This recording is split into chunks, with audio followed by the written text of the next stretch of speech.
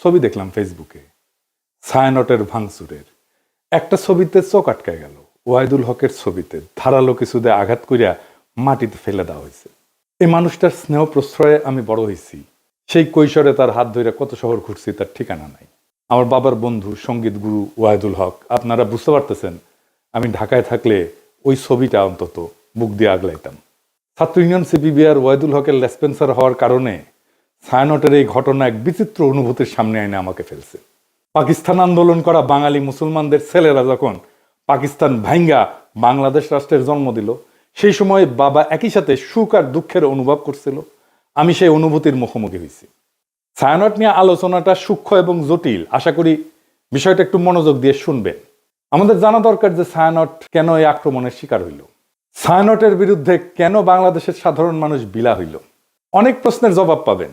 আমি নিজে ছায়ানটকে বাংলাদেশে ভারতীয় কালচারাল অ্যাসেট হিসেবে চিহ্নিত করছি, কোনো সন্দেহ নাই। কেন করছি সেটা আমি হয়তো পরিষ্কারভাবে ব্যাখ্যা করিনি। আজকে সেই ব্যাখ্যাটাও আপনারা পাইবেন। আসেন আল্লাহর নামে শুরু করি। ওয়াহিদুল হককে আমি ওয়াহিদ কাকু বলে ডাকতাম। আমার সাথে ওয়াহিদ কাকুর সম্পর্ক ওনার মৃত্যু পর্যন্ত অক্ষুণ্ণ ছিল। টক ঝাল মিষ্টি সেই সম্পর্ককে এখন আমি মিস করি। ওনার মৃত্যুর পরে আমি ফেসবুকে একটা নোট আকারে লেখা লিখছিলাম, ওয়াহিদুল হক তারুণ্যের শুভবোধনের ঋত্বিক। আমি জানি না ওই লেখাটা আমি আর খুঁজে পেলাম না। কারো কাছে যদি থাকে আমার একটু খোঁজ দিয়েন। আমার জীবনে যে বিচিত্র অভিজ্ঞতা হয়েছে, অসংখ্য মানুষের সাথে মিশছি, সেই কারণেই ভাঙ্গু সেকুলারদের কালচারাল আর পলিটিক্যাল স্ফেয়ারের অন্দরবহনের খবর আমি জানি, ক্রিটিক্যালি অ্যানালাইজ করতে পারি। তার কারণ ওই ক্ষুদ্রকাল থেকে আমার এই ওরিয়েন্টেশনের সাথে আমি যুক্ত। এই কারণে আমি জানি ঠিক কোথায় ওদের উইক পয়েন্ট আর কোথায় তাদের শক্তির দিক। তবে আমি যেহেতু গান গাইতে পারতাম না, আমি তো অসুর, মানে সুর নাই আর কি, আমি রবীন্দ্রনাথের লেখা বুঝতে চাইতাম, তার জ্ঞান তাত্ত্বিক উৎস খোঁজার চেষ্টা করতাম। জ্ঞান তত্ত্ব মানে হইতেছে আমি যেটাকে সত্য জ্ঞান বলে মানতেছি সেটা আসতেছে কোন জায়গা থেকে।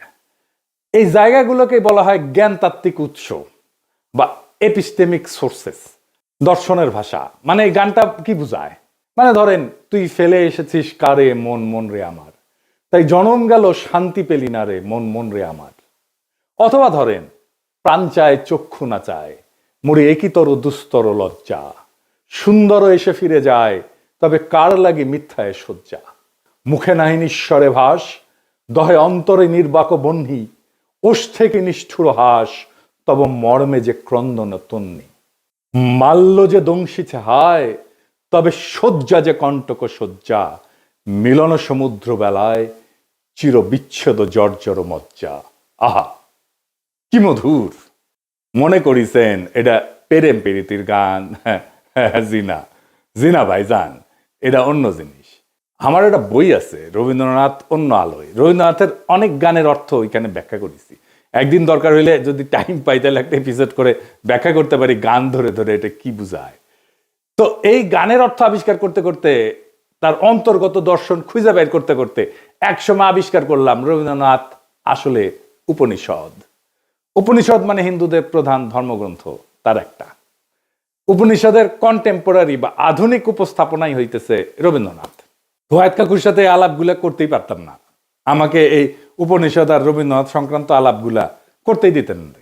একদিন আমি বললাম যে কাকু, ওই যে যদি ঝড়েরও মেঘেরও মতো আমি ধাই চঞ্চল অন্তর, তবে দয়া করো হে ঈশ্বর, এই গানটা তো ঋগ্বেদে, যদে আমি প্রস্ফুরণ নিব ধৃতির নাম আদো আদ্রিবহ, এটার অনুবাদ।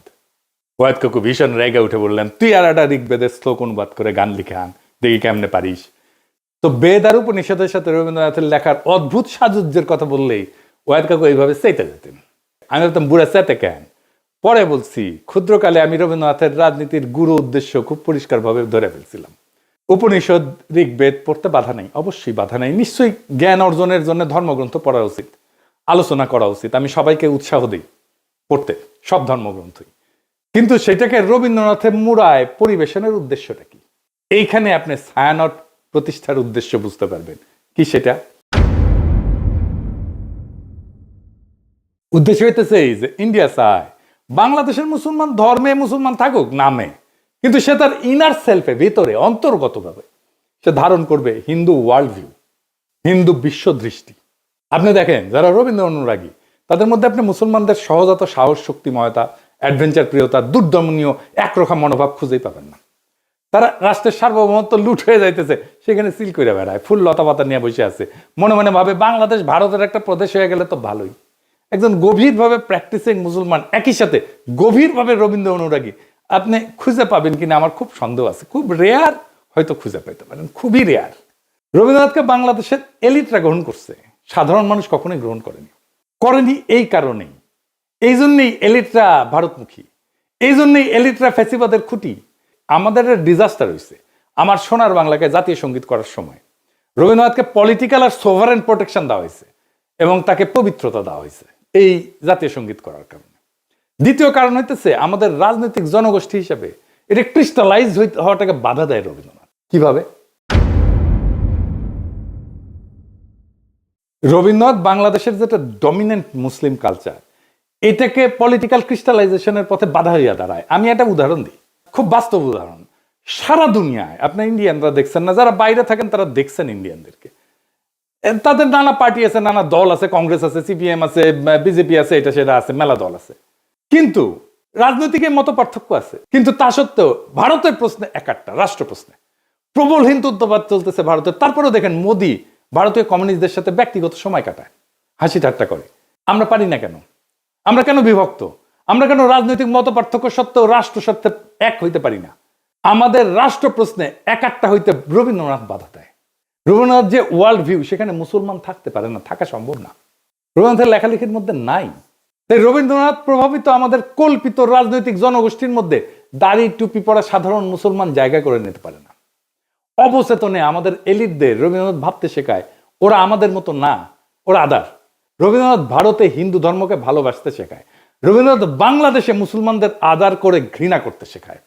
আপনি একই সাথে উপনিষদ আর কোরআনের গ্লোবাল ভিউকে এক করতে পারবেন না।